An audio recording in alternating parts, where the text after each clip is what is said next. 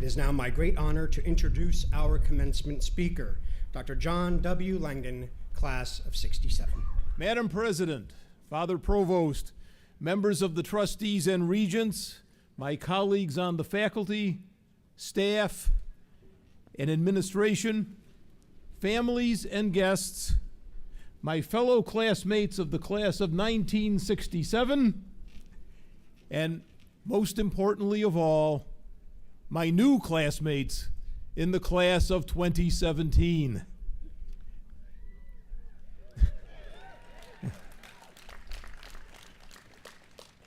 This is a tremendous honor, one that I never expected to receive, and I am deeply grateful for it, particularly because it gives me two sets of classmates. Those from the class of 1967, with whom I received a degree half a century ago, and my new classmates from the graduating class of 2017, with whom I receive a degree today. I will be much briefer than the commencement speaker in 1967. Yeah. 50 years ago, our ceremony began at 3 o'clock in the afternoon on Sunday, June 4th, on the traffic circle in front of Gruen Hall, in scorching 97-degree heat. 50 years later, some of my classmates still remember the name of the speaker, who spoke for 42 minutes while we slowly sweltered. If you remember my name in 50 years, it won't be for that reason. That's all right, they fixed it the next year. In 1968, my girlfriend, who later became my wife, graduated from Moyne. I was in the audience.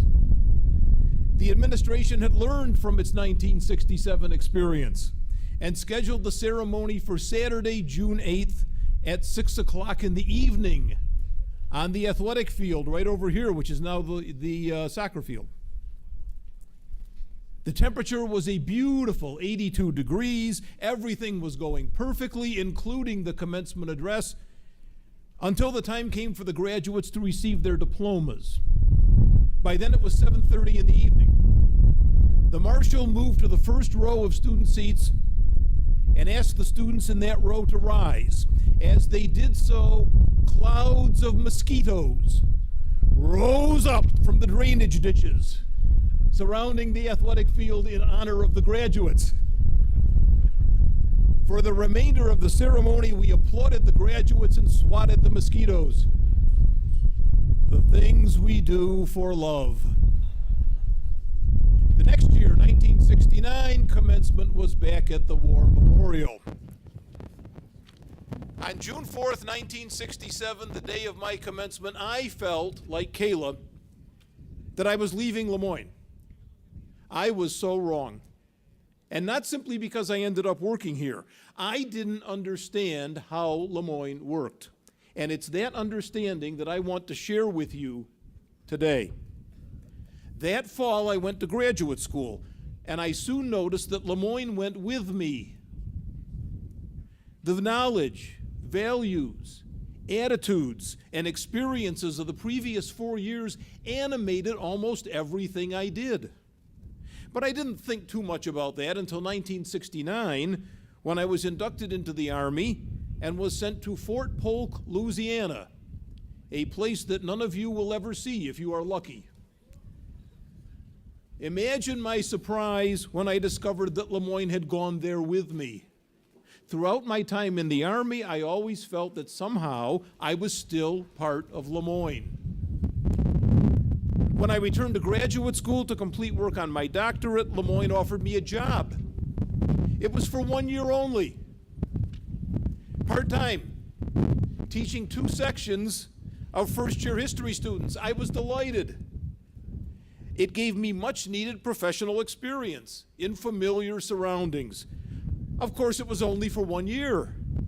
Once I received my degree, I would be leaving Lemoyne, or so I thought. One thing led to another, and I ended up staying with the history department at Lemoyne. That was something I had never planned on, But life has a way of surprising us. And for me, teaching at Moyne was a wonderful, delightful surprise. Years became decades, and I was still here. Then in 2008, Father Donald Moyne, who had taught both me and my wife philosophy, came to Moyne to deliver an address.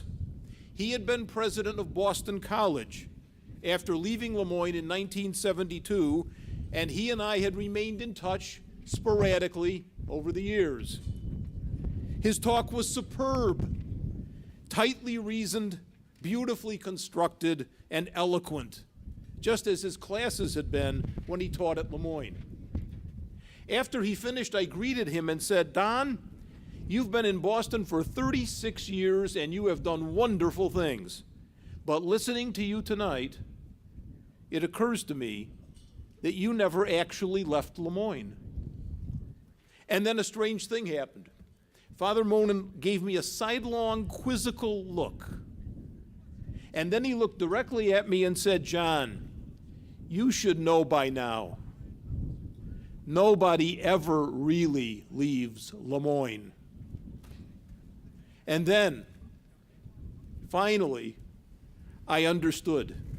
For years, people had occasionally asked me what it was like to return to Moyne after having graduated, and I had never known how to answer them. I couldn't answer them because I had always felt part of Moyne, no matter where I was in the world. None of us can ever leave Moyne. We can't leave Moyne because we are Moyne. We are Moyne College at work in the world. We and all our fellow graduates down through the decades are the reason this college was founded 70 years ago. Because a college is not simply a collection of brick buildings, athletic fields, dorm rooms and suites, old haunts, and memories. A college stands for something. All of us who have been so incredibly fortunate to have received the Jesuit education understand what Moyne stands for. The pursuit of excellence in learning, the pursuit of truth in a tolerant and cooperative spirit, respect for the sincerely held convictions of others, the quest for justice, the quest for peace, the search for equality, and recognition of the divine spark that animates every single human being on this planet. The divine spark that gives us human and spiritual dignity and that gives our lives meaning and purpose. Moyne stands for these things not merely because doing so is the right thing to do. It is the right thing to do. But that's not enough. Moyne stands for these things because these things are central components of the faith that built this college. Faith in God, faith in humanity, faith in the future, and faith in us. We weren't actually taught this. It was demonstrated to us by so many people. By the Jesuits, who came to Syracuse at the invitation of the bishop and created a college that would, they hoped and prayed, advance the greater glory of God. By the extraordinary men and women, faculty, staff, and administration, trustees and regents, who down through the years have embraced the Jesuit vision of the purpose of human existence and made it their own, and who have worked shoulder to shoulder with the Jesuits to actualize that vision. No matter whether we graduated in 1967 or whether we graduate today, we all know these people. These are the men and women who showed us what it really means to become men and women for others.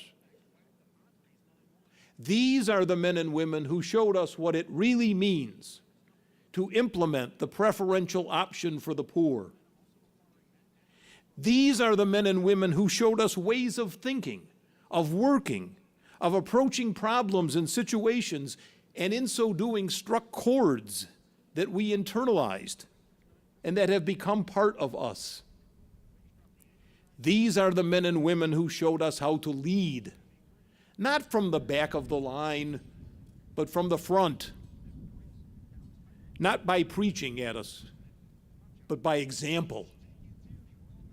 These are the men and women who educated us, befriended us, and inspired us. The Jesuits and all their colleagues who share their vision and mission understand well that we are Lemoyne. We are the reason it endures. We embody what it stands for, and we recognize that it is not enough to stand for principles. A college must be able to translate its ideals into action. When you, my new classmates in the class of 2017, become, in a few moments, part of Moyne College at work in the world, this translation of ideals into action becomes your task, as it has been and continues to be the task of those who have graduated before you. For buildings and dormitories and athletic fields can't translate ideals into action. Only we can do that. We, who are Moyne College at work in the world, these buildings can do nothing without us. Moyne College has no hands but ours. It has no energy but ours.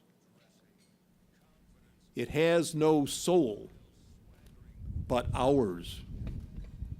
Once we fully understand that, and once we fully recognize the depth and intensity of the faith that so many dedicated and passionate people have invested in us, only then will we fully appreciate the words of the alma mater that Father John Curry wrote so many years ago.